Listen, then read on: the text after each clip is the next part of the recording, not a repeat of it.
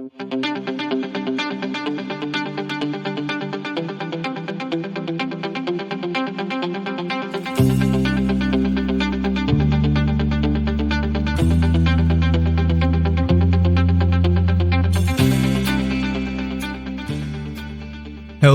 and welcome to another episode of the Energy Detox, a petroleum-based blend of leadership conversations guaranteed to boost your professional and personal output by flushing away the hidden and often toxic barriers to peak performance. I'm your host, Joe Sinnott, a chemical engineer, executive coach, and 16-year energy industry veteran, helping you tap into the same resources fueling today's most successful and sustainable leaders. And today we're going to examine how some of those leaders use an appropriate mix of volunteerism in their overall culture within their company to move objectives forward. And we're also going to examine how some leaders are unwittingly relying on volunteerism when that might not be the most appropriate avenue to get whatever objectives they have in place over the goal line. And to drive this conversation today, we're going to do what we've been doing on each of these iterations of the Daily Detox. And we're going to take one energy industry headline to help ask you several questions to avoid falling into some of the traps that leaders are falling into when it comes to volunteerism. And the headline today that we're going to examine comes from here in Pennsylvania, where the State Department of Environmental Protection has been proposing and tinkering with their permit timing and their application process, if you will. And the tinkering that they're doing surrounds a number of voluntary actions that companies can take to move themselves up on the priority list when it comes to the review and ultimately the issuing of certain permits. And again, to hear this might make some sense, right? To incentivize companies to do something that is theoretically good and positive and in turn receive some sort of benefit in terms of reduced timing of their permits. Well, again, that sounds like a pretty good idea and some decent intentions.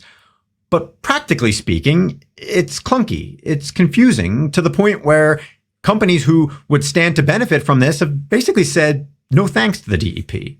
And in fact, those who are more on the pessimistic side are saying, well, this is just the DEP masking its inability to adhere to the standards that it sets for itself when it comes to permit timing. And to do this, they're going to try to force or voluntarily force, if that's such a thing, they're going to try to force some of these things that they want done down the throats of these companies so that these companies can in turn get permits turned around quicker than they would otherwise, even though if the state had simply adhered to what their own standards are, the companies wouldn't have any real reason to have to accelerate permit timing and could live well within the rules that had already been set forth.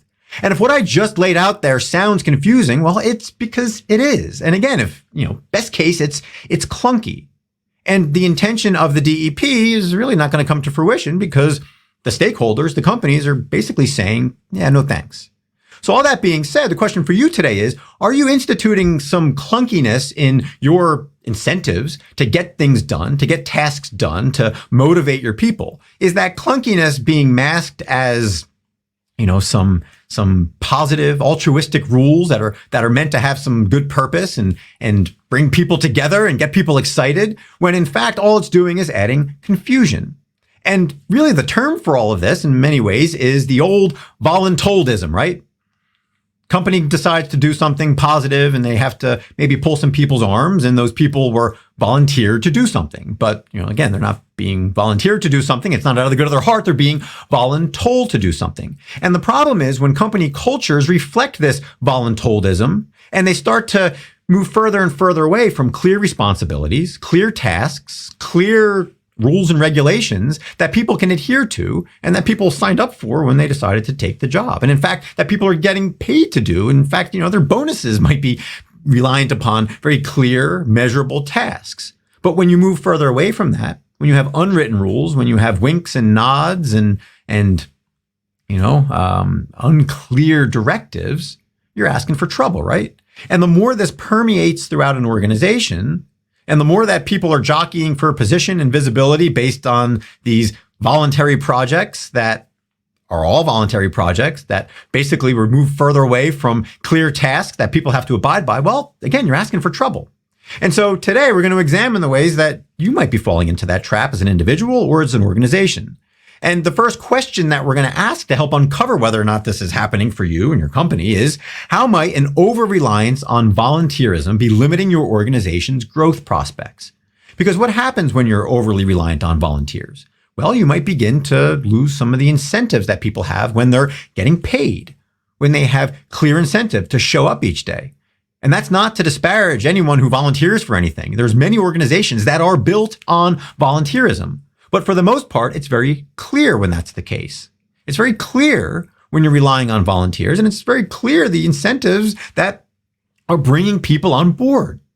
And those incentives can be, pretty wide ranging. Some of them might just be feeling good about themselves. Sometimes people are checking the boxes and they need to get service hours in for something or other. Sometimes, again, they're maybe being nudged from their corporate partners or the corporate overlords, if you will, to do a certain activity, whatever the case might be. At least it's generally pretty straightforward.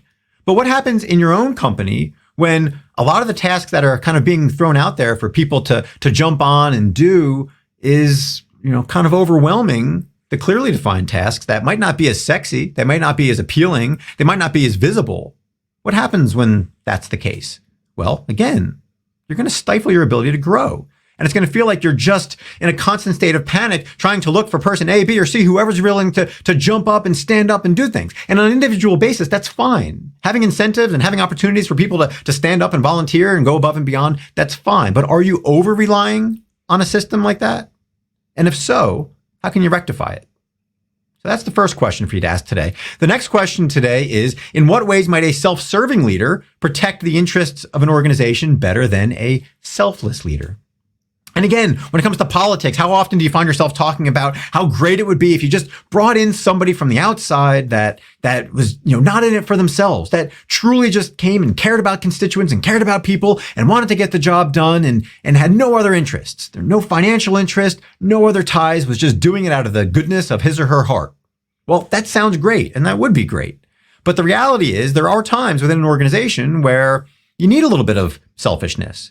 A little bit of selfishness is not necessarily a bad thing. And even in some, nonprofit organizations, it's easy to cast stones at some people who might be highly compensated, who are at the top and getting the job done for what is a nonprofit organization that relies heavily on volunteers to get the job done. And in many cases, people casting stones don't appreciate that sometimes you need a financial incentive. Sometimes you want to bring in the best and you want to get the best results. You need some incentives. You need people who are there and are trying to serve their own interests so that they can serve the interest of everyone else and the nonprofit maybe better than they would otherwise.